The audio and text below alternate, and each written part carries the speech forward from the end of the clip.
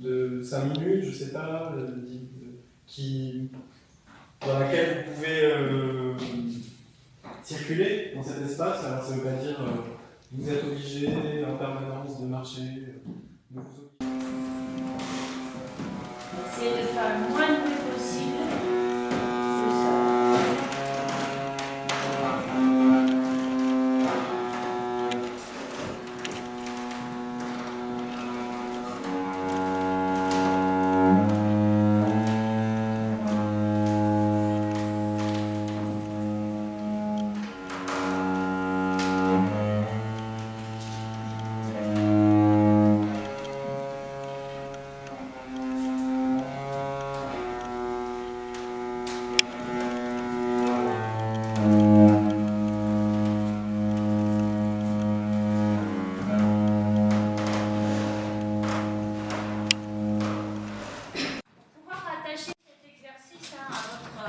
À votre travail sur Racine et sur les Alexandrins, il y a une exigence, un implacable. Je vais continuer à parler pendant que vous faites, écoutez-moi, mais faites. Il y a un implacable des Alexandrins de l'écriture de Racine à laquelle vous ne pouvez échapper, exactement comme les personnages sont pris dans leur destin. Et bien, l'écriture, pour l'acteur, c'est un implacable. Vous ne pouvez pas vous accommoder de cette écriture-là, d'aucune écriture théâtrale, bien entendu. Mais on a le sentiment que sur une écriture contemporaine, on peut faire une petite sauce. C'est faux, hein. C'est faux. C'est plus dur encore sur les écritures contemporaines, justement parce qu'elles sont plus proches de nous. Mais les Alexandrins, c'est implacable. Si tu loupes un vers, en représentation, il faut que tu en improvises un autre. Et improviser un vers, accrochez-vous.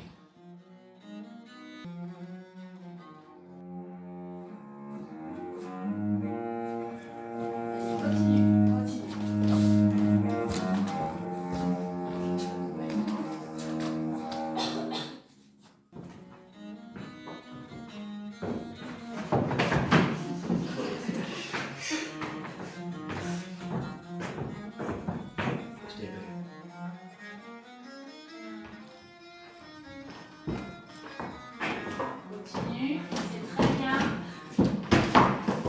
C'est bien, c'est bien.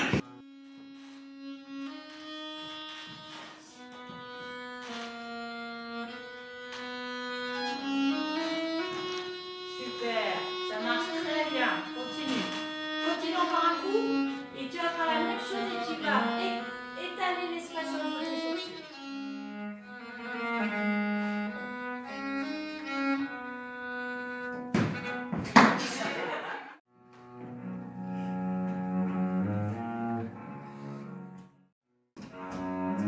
Lâche ton bras. Oui, lâche, hein. Lâche. Voilà, super.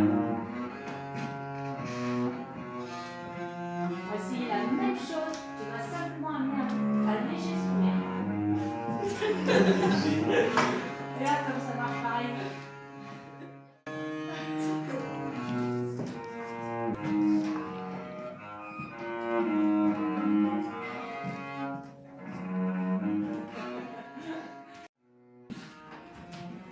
Voilà, je vais essayer de calmer le jeu progressivement. Lâche ton bras. Oui, lâche, hein. Lâche. Voilà, super. Je vais essayer d'aller vers l'immobilité. Voici la... Ah, ton bras, oui, ton bras est très tendu. Essaye de lui donner un peu de souplesse à ton bras. Il va mieux. Donc, tu as peu de marge de manœuvre. Voilà.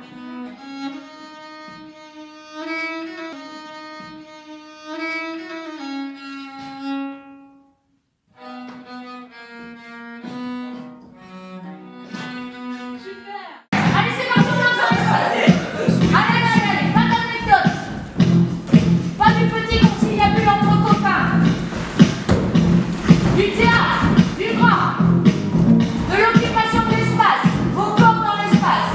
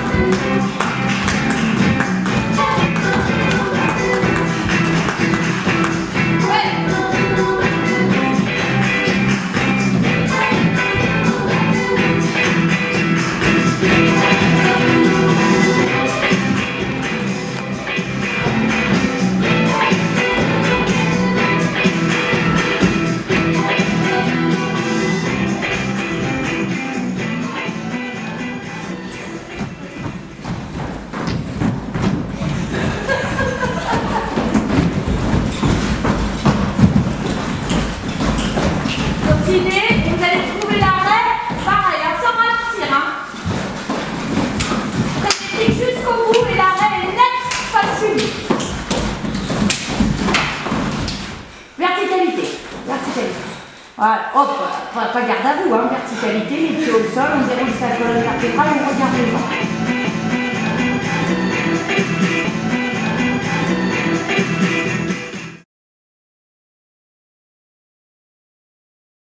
Acte 1, scène 1, Albine Agrippine. Quoi? Tandis que Néron s'abandonne au sommeil, faut-il que vous veniez attendre son réveil? Qu'errant dans le palais, sans suite et sans escorte, la mère de César veille seule à sa porte? Madame, retournez dans votre appartement. Albine, il ne faut pas s'éloigner un moment. Je veux l'attendre ici. Les chagrins qu'il me cause m'occuperont assez tout le temps qu'il repose. Tout ce que j'ai prédit n'est que trop assuré. Contre Britannicus, Néron s'est déclaré. L'impatient Néron cesse de se contraindre. Là de se faire aimer, il veut se faire craindre. Britannicus le gêne, Albine. Et chaque jour, je sens que je deviens importune à mon tour.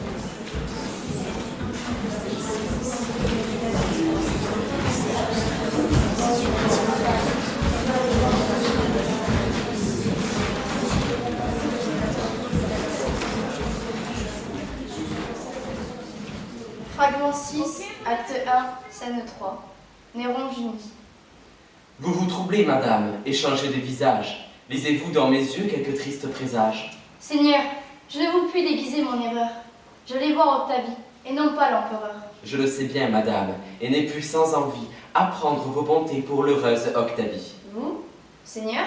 Pensez-vous, madame, qu'en ces lieux, seule pour vous connaître, Octavie ait des yeux? Et quel autre? Seigneur, voulez-vous que j'implore? À qui demanderai-je un crime que j'ignore? Vous qui le punissez, vous ne l'ignorez pas.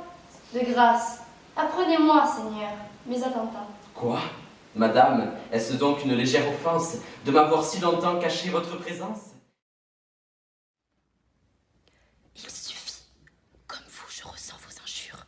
Mes plaintes ont déjà précédé vos murmures. Mais je ne prétends pas qu'un impuissant gourou dégage ma parole et m'acquitte envers vous.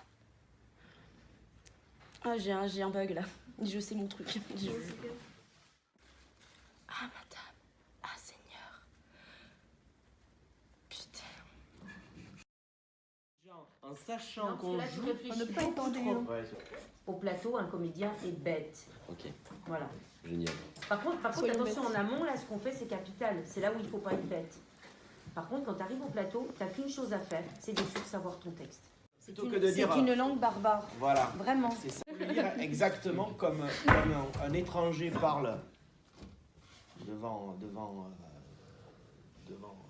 vous, et comment à travers cette logorée qu'est le barbarisme de l'étranger, là va monter à un moment donné des signifiants que vous n'aviez pas vu, ou plutôt des signifiés à travers ces signifiés. Mais c'est une langue étrangère. Même à l'époque, personne ne parle comme ça. C'est ça qui est intéressant. Mais non, mais vraiment. Personne ne parle comme ça. Et puis aussi, c'est une langue obsessionnelle. Il y a très peu de vocabulaire chez Racine. Et je ne sais plus, il y a un chercheur qui a regardé, qui a comparé, toujours Racine-Shakespeare, le nombre de mots qu'utilise Shakespeare et le nombre de mots qu'utilise Racine. C'est incroyable la différence. Racine utilise très très peu de mots. Et c'est très schématique. Et c'est des mots très récurrents. C'est une écriture obsessionnelle. Ça aussi, le classicisme, c'est Il y a interdire un certain nombre de mots. Et il s'interdit la variété, il s'interdit... voilà, donc il y a quelque chose de très claquemuré comme ça. Il n'y a rien de plus ennuyeux que de se dire on va jouer Racine dans le contexte de l'époque en montrant ce que... Alors là, ça devient faux. Tandis que si on prend Racine et qu'on se dit, comme il dit, c'est un étranger qui nous parle un langage étranger dans lequel il y a une ouverture possible de tous les sens et de toute la signification, là, ça devient très intéressant. En fait, on est dans la folie. Hein. Oui, ah oui, c'est ça qui est intéressant. Complètement. C'est-à-dire, on est dans la folie, c'est un système qui tourne en rond et qui va exprimer autre chose que ce qui apparaît dans la clarté des mots. C'est-à-dire, le texte n'est qu'un prétexte. Voilà. Vraiment. C'est-à-dire? Le texte, donc ce que dit par exemple Néron, ce que peut dire Agrippine, si on prend ces deux-là, est sous-tendu quand même d'un grain de folie. Ils sont agités de pulsions, d'appétit de violence, d'appétit de domination. La pièce s'appelle Britannicus. Cependant, Néron pourrait-il incarner le personnage principal? Parce qu'il y a ce paradoxe de Néron qui est le fou. Voilà ce qu'a un signifiant. Quand on dit arbre, on a immédiatement l'image de l'arbre. Quand on Néron, on a l'image du fou. Et du feu. Qui met le feu à prendre quand même. Finalement, il y avait une vertu politique en Néron, mais qui va être corrompue par les passions. Ce qui intéresse au théâtre, c'est de distordre tout ça, en fait, il me semble. C'est de distordre les signifiants. Est-ce que la vertu de Néron, c'est pas d'être fou? Narcisse, c'en est trop. Je reconnais ce souhait et ne souhaite pas que vous alliez plus loin. Oui, Narcisse, on nous réconcilie. Narcisse, encore un coup. Je ne puis l'entreprendre. J'ai promis à Burrus. Il a fallu me rendre. Je suis maître du monde et ma mère est maîtresse de mon destin. Je veux régner sur Rome et sur le cœur que j'idolâtre. Je m'appelle Néron. Comment on envisage au plateau d'incarner Néron? Jeune déjà, vu qu'il est jeune. Jeune? Très fier. Orgueilleux ou fier? Les deux. Les deux. Et qui réfléchit pas, je pense qu'il réfléchit après ce qu'il fait. Qui réfléchit que par le biais de ses conseillers. Il est jeune, il est impulsif. Il n'a pas notion des conséquences des actes d'un empereur, quoi. Vu qu'il est empereur, il se dit je fais ça, mais vu que je suis empereur, il n'y a pas de répercussions. Voilà. Il n'a pas de borne? Il n'a pas de compte à rendre. C'est ce qu'il pense. Ouais, c'est un peu tout puissant à ses yeux. Mais que vois-je? Vous-même, inquiet, étonné, plus que Britannicus, paraissez consterné. Que présage à vos yeux cette tristesse obscure et ces sombres regards errants à l'aventure? Tout vous rit, la fortune obéit à vos vœux. Narcisse, c'en est fait. Néron est amoureux. Et comment on joue un empereur quand on est en 2019 et qu'on vit dans une démocratie? Quelqu'un qui s'ouvre pas beaucoup, enfin qui est ultra secret, enfin il montre pas ses émotions et tout. Fermé. Non, moi je le vois pas comme ça. Parce qu'il est jeune, pas un homme justement. politique. Oui, il apprend. Il est jeune, et c'est ça. Qui? Macron. Oui, mais non, mais il a 20 ans de moins. Mais le truc, c'est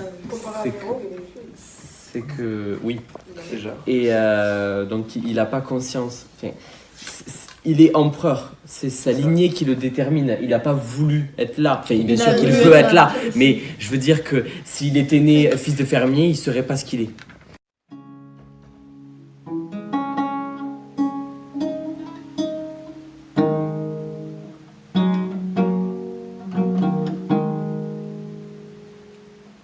Je suis la mère de Néron. Je veux le pouvoir. Néron me fait peur, mais je veux rester au-dessus. Je suis prête à tout. Je m'appelle Agrippine.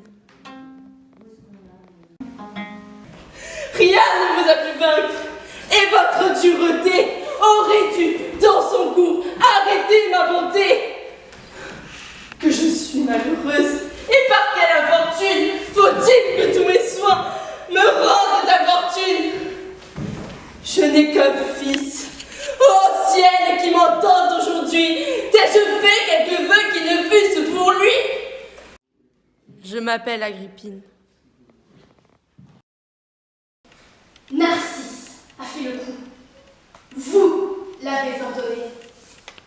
Ta main a commencé par le sang de ton frère. Je prévois que tes coups viendront jusqu'à ta mère. Dans le fond de ton cœur, je sais que tu me hais. Tu voudrais t'affranchir du joug de mes bienfaits. Mais je veux que ma mort te soit même inutile. Ne crois pas qu'en mourant, je te laisse tranquille. Rome, ce ciel, ce jour que tu reçus de moi, partout à tout moment, m'offriront devant toi. Tes remords te suivront comme autant de furie. Tu croiras les calmer par d'autres barbaries. Ta fureur, s'irritant, toi-même Fureur, s'irritant, vas-y, fais-lui la prédiction. d'un sang toujours nouveau, marquera tous tes jours. Mais j'espère qu'enfin, le ciel lasse de tes crimes ajoutera ta perte à tant d'autres victimes, qu'après t'être couvert de leur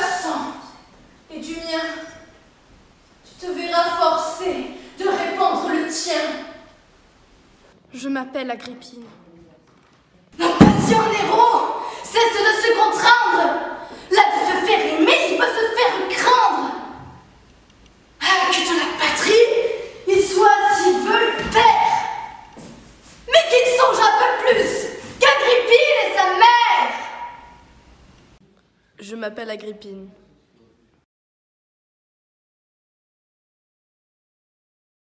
Essaye de regarder là-bas ce que ça donne. Ouais, voilà. Ouais, moi j'ai rigolé là. Pourquoi? Ouais.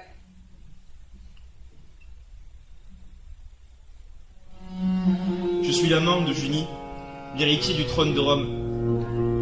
Je veux retrouver celle que j'aime et me libérer de l'emprise de mon frère. Je suis Britannicus. Je suis un fils d'empereur. J'ai perdu ma place dans la destinée. Je m'appelle Britannicus. Je suis un amoureux engagé. J'ai perdu celle que j'aime contre mon rival. Je m'appelle Britannicus. Madame, quel bonheur me rapproche de vous. Quoi? Je puis donc jouir d'un entretien si doux? Mais, parmi ce plaisir, quel chagrin me dévore.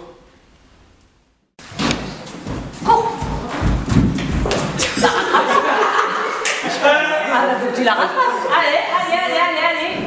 Je me suis échappée, tandis qu'elle arrêtait. Sa mère est occupée. Adieu. Réservez-vous, sans blesser mon amour, au plaisir de me voir justifier un jour. C'est évident que quand tu vas lui dire adieu, il va pas partir. Il va pas partir, il n'a pas eu son compte, lui, il n'a pas eu son explication. Donc c'est ça qui va te faire changer après ton intention de jeu. Adieu! Laisse un temps peut-être. Oui, mais rassure-toi, je t'aime toujours, tu vois. Je suis la descendante d'Auguste et je suis la sœur du pauvre Silanus. J'ai un grand amour pour Britannicus et une grande haine pour Néron. Je veux que chaque personne reprenne sa place, reprenne ses esprits. Je suis Junie. Je suis prisonnière d'un bourreau. J'ai par mon honneur le courage de souffrir pour celui que j'aime. Je suis Junie.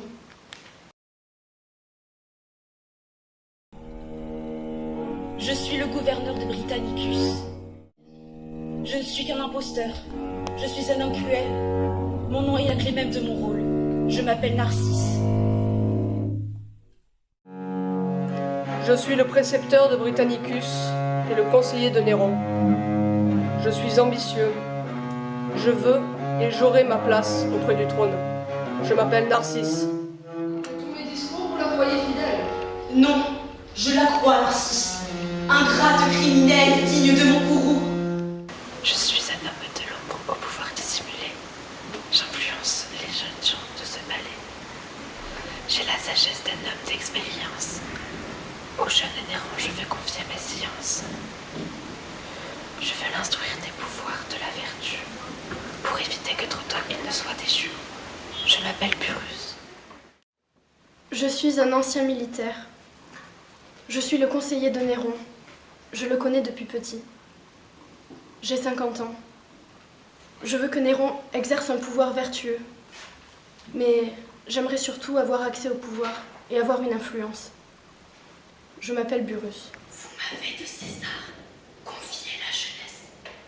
Je l'avoue, et je dois m'en souvenir sans cesse. Mais vous savez, je fais serment de le trahir, d'en faire un empereur qui ne sut qu'obéir. Non, ce n'est plus à vous qu'il faut que j'en réponde. Ce n'est plus votre fils. C'est le maître du monde. Je suis la confidente d'Agrippine qui observe au loin la tragédie des grands noms. Je suis la gardienne de la vérité et je veux que celle-ci soit révélée. Je m'appelle Albine. Cependant, le peuple, que ce spectacle étonne, vole de toutes parts, se presse, l'environne, s'attendrit à ses pleurs. Texte. Et, plaignant son ennui, d'une commune voix, la prend sous son appui. Il l'amène au temple, où, depuis tant d'années, Au culte des autels, nos vierges destinées gardent fidèlement le dépôt précieux du feu toujours ardent qui brûle pour nos dieux. César nous va partir sans oser les distraire. Narcisse, plus hardi, s'empresse pour lui plaire. Il vole vers Junie et sans s'épouvanter, d'une profane main, commence à l'arrêter.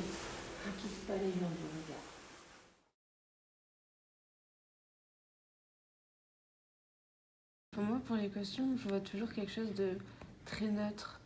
Parce que j'aime pas trop quand ça marque une époque, que ça soit moderne ou ancien. Donc il faudrait un costume intemporel. Oui, voilà. Et ça peut être quoi un costume intemporel? Non, ça passe pas. C'est plutôt, je dirais, par la forme. Enfin, moi, c'est...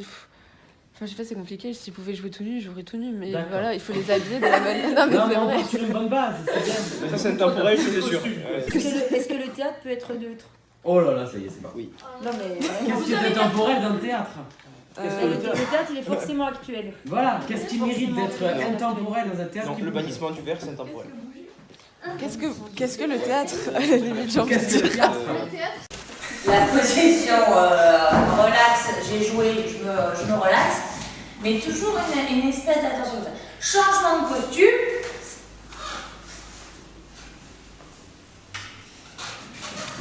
Entrée en scène. Vous voyez? Il faut que vous mettiez dans vos corps une espèce de tenue, en fait, de tenue qui, quel que soit l'endroit que vous occupez, vous allez être en vue constante. Et c'est super, pour le spectateur, c'est génial, parce que ça met comme ça une espèce de pression sur les personnages qui sont enfermés tous dans leur problématique. Néron est enfermé dans la sienne, Julie en a une autre, Britannicus n'en parlons pas. Quant à la copine, c'est pas gagné pour elle non plus. Votre rival s'approche.